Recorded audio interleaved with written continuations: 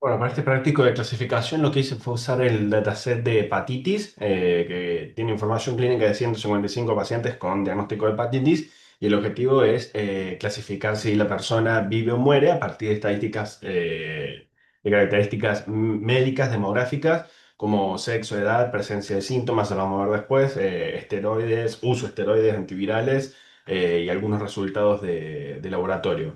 Hay variables categóricas, hay variables numéricas, hay valores faltantes, así que empiezo, bueno, haciendo fecha al dataset, separo en X e Y. Acá veo más o menos cómo está formado. Acá describo todas las variables. La clase, el target es si vive o muere, está la edad, sexo, si usa esteroides, si usan antivirales, fatiga, si presenta malestar, etcétera. Y empiezo el análisis exploratorio. Eh, Acá, claro que a las distribuciones las voy a ver una vez que impute los valores faltantes, este, para poder tomar mejores decisiones respecto a escalado de tensión de outliers o selección de features para el modelo. Y además, porque bueno, Seaborn y Matplotlib no funcionan bien con los nulos, así que primero imputo y después los visualizo.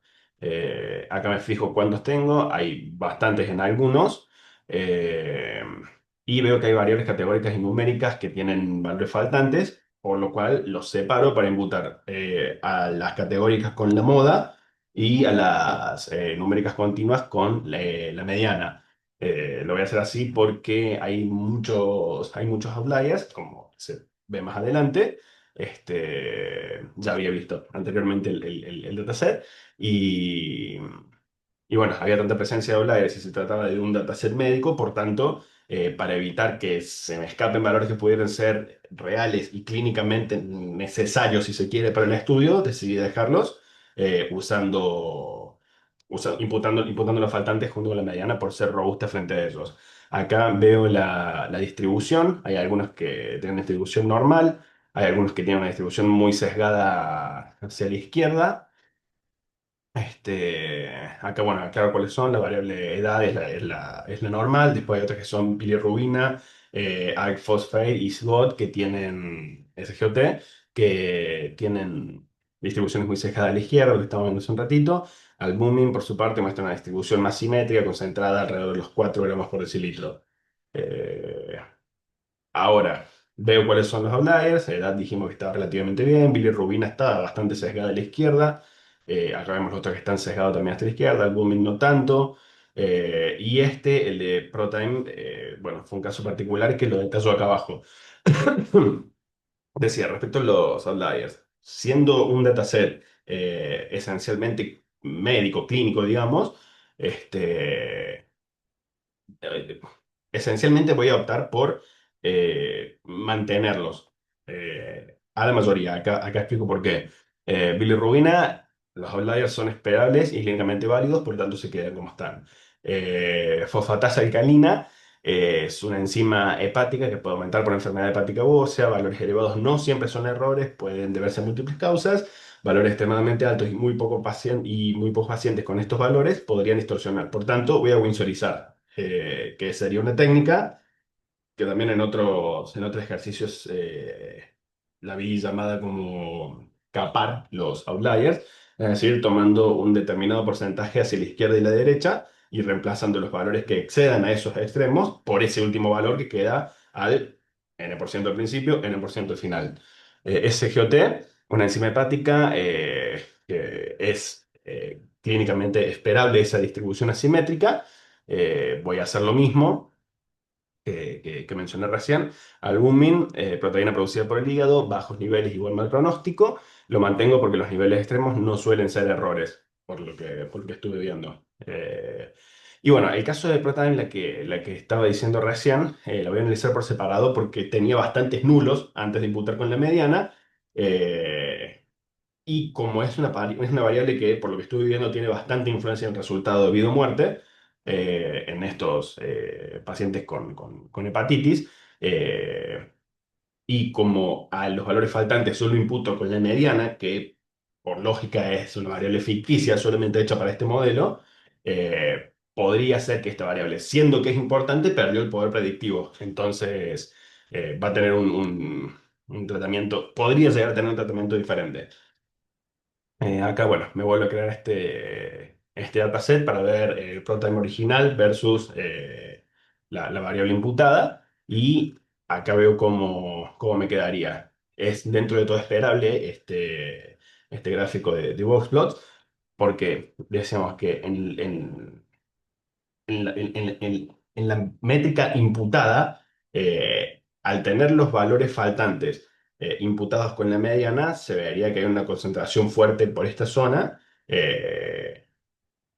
Por tanto, digamos, hay un único valor que es el que recibe la gran mayoría de los datos faltantes. Entonces, esa imputación no distorsiona la forma final de la variable, ni genera outliers que antes no tenían, lo cual quiere decir que la imputación es buena porque es respetuosa del comportamiento original eh, de, del ProTime, aunque disminuye la varianza. En este caso, bueno, más allá de que fue un tratamiento especial, entre comillas, el que tuvo, se tendría que consultar con un profesional para ver si no conviene directamente eliminarla. Más allá de que anteriormente dije que tiene como cierto peso. Pero para este caso lo voy a dejar quitándole cierto peso a la influencia en la clase a predecir, por lo que mencioné anteriormente de haberle imputado los valores faltantes con la mediana, que eran bastantes. Así que bueno, en este caso entonces finalmente los outliers quedan como están. La gran diferencia acá es que acá hay valores faltantes y acá ya no, pero todos los valores faltantes que estaban ahora están acá. Eh, entonces, puedo usarla, digamos, pero con estos outliers. Eh, Después, veo la distribución de las variables categóricas binarias. Por ejemplo, si los pacientes mostraron arañas, sí o no. Si el hígado se les engrosó, si demostraron falta de apetito, si demostraron malestar general, si mostraron fatiga, antivirales, esteroides, hombres o mujeres, etcétera. Está bastante desbalanceado en muchos casos. Eh, Se observa, por ejemplo, que la variable sex presenta una fuerte proporción entre hombres y mujeres, lo que estaba diciendo, mientras que hay algunas otras variables más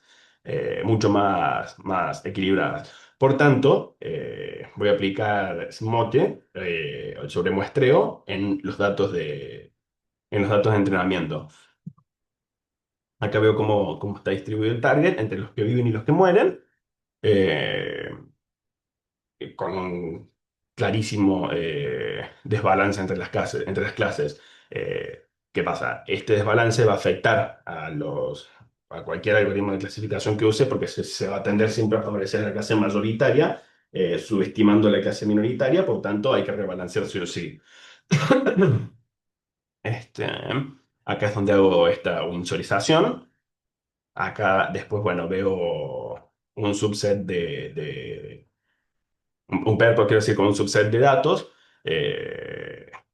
Y acá, bueno, tenemos la explicación. Esto que está acá arriba es un resumen de lo que venía hablando hasta recién. Pero respecto al perplot, hay algunas variables como bilirrubin y SGOT que tienden a estar más elevadas en pacientes que murieron, o sea, la clase 2 en este caso. eh, lo cual tiene sentido clínico, ya que son marcadores de daño hepático. Esto en realidad lo estoy haciendo para ver, más que para ver cómo evolucionan juntas o separadas determinadas variables en determinadas condiciones, lo que estoy haciendo en realidad es ver cómo se comportan respecto a la vida y la muerte, para ver si tomo alguna decisión en el futuro respecto a esto. Eh, Albumin, por ejemplo, tiene una concentración más baja en la clase 2, lo que también es consistente con pronósticos desfavorables. Y ProTime, la que veíamos recién, no tiene una diferenciación entre clases, aunque hay cierta dispersión en la clase 2. Hago en la matriz de correlación, veo que no hay correlaciones positivas fuertes, por lo cual no me haría falta eliminar ninguna variable por colinealidad. Y pongo abajo las variables que aportan información complementaria, lo que es ideal para los modelos que voy a utilizar. Por tanto, acá viene el resumen, según lo que pide esta parte del ejercicio. Limpieza de datos. Ya expliqué cómo manejaba los faltantes. Ya se explicaron cómo manejar los outliers. Ya está arriba ya esa visualización. Eh, Variables descartadas. Alk, Phosphate y ProTime. Se decidió descartarlos en realidad porque tenían baja correlación con la clase. Más allá de que al principio había dicho, por ejemplo, en el caso de ProTime, que podía llegar a tener cierto poder predictivo en función a la importancia que tenía sobre la vida o la muerte. Pero ¿qué pasa? Cuando imputo con la mediana veo que se pierde esa correlación, por tanto no me termina siendo tan útil, que es lo mismo que le pasa, es lo mismo que le pasa a la otra. Tuvo una fuerte distribución asimétrica. Igualmente eso se normalizó, pero de todas formas tenía bastantes outliers y pasaba lo mismo que pasaba con la otra variable. Variables categóricas binarias, acá la defino, sex, aside, varices, spiders, edema o histology. Eh, y empiezo con el clasificador. Este, Como decía, bueno, voy a entrenar primero un clasificador con los Discrete Regression y después voy a usar máquinas vectoriales de soporte. Preparo los datos sacando las variables que había mencionado anteriormente.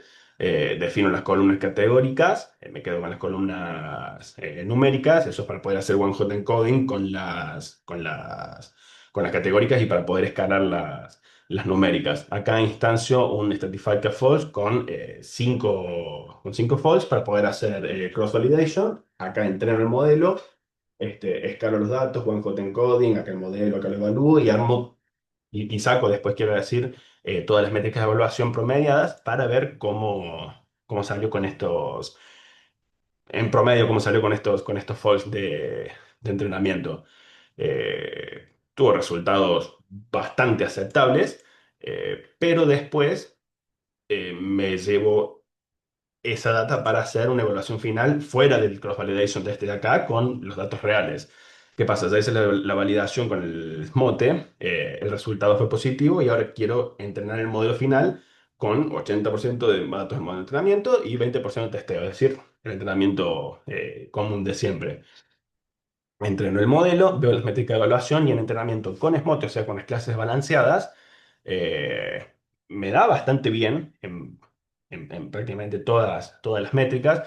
Verdaderos positivos y verdaderos negativos están bastante bien. Falso positivo y falso negativo tiene un número aceptable para el modelo en proporción.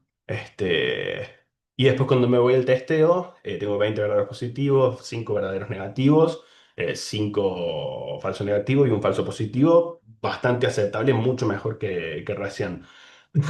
Acá tuve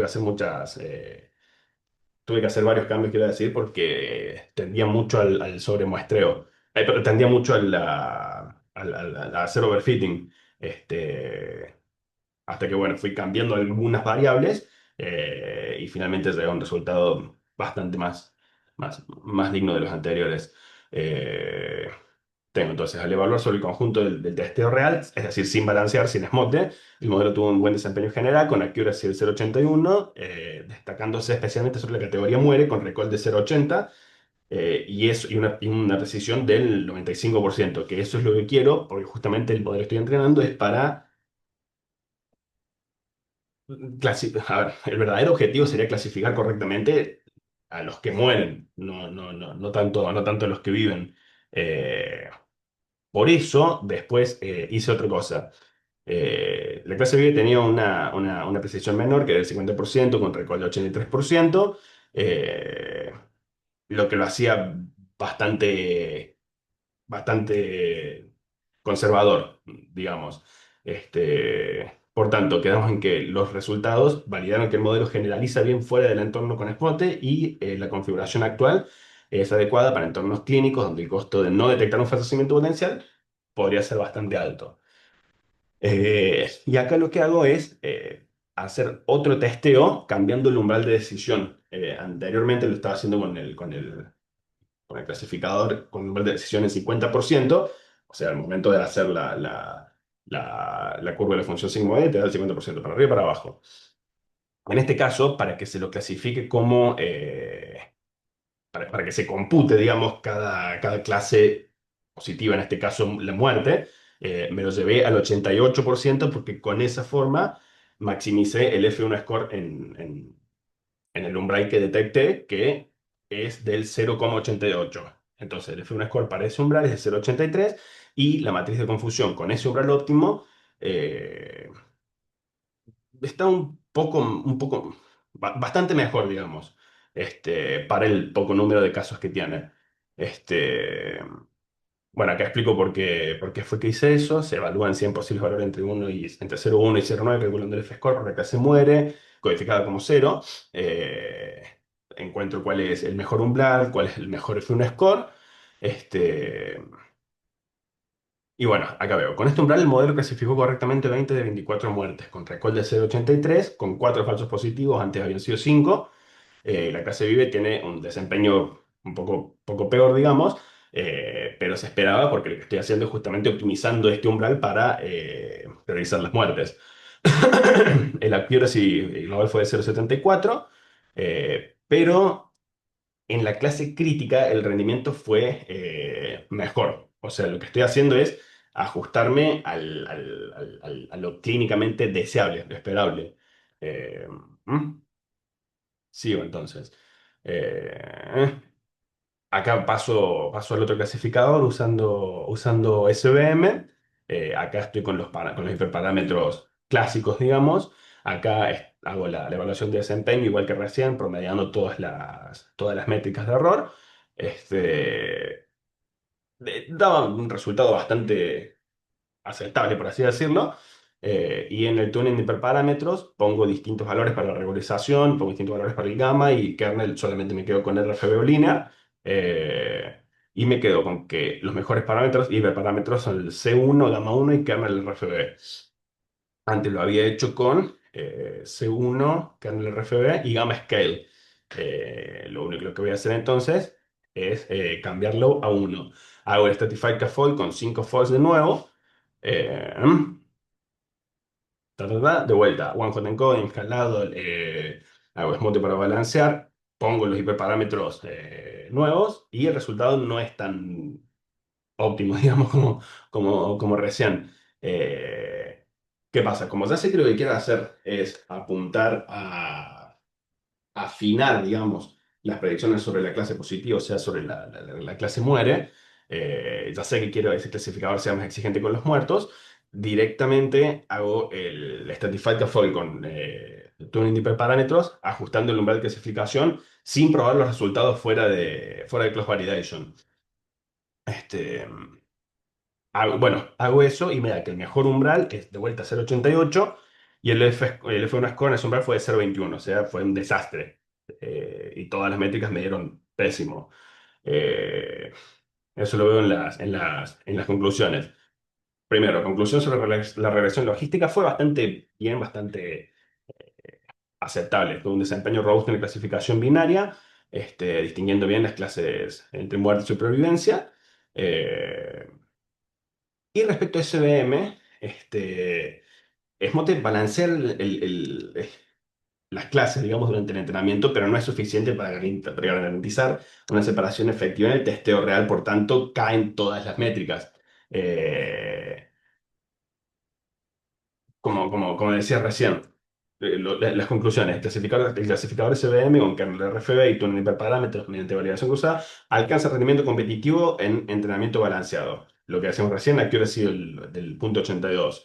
Eh, pero cuando me voy al entorno real, sobre todo viendo lo que sería el resultado en el que se muere, eh, está bastante mal. Por tanto, estaría tendiente, quiero decir, a hacer overfitting.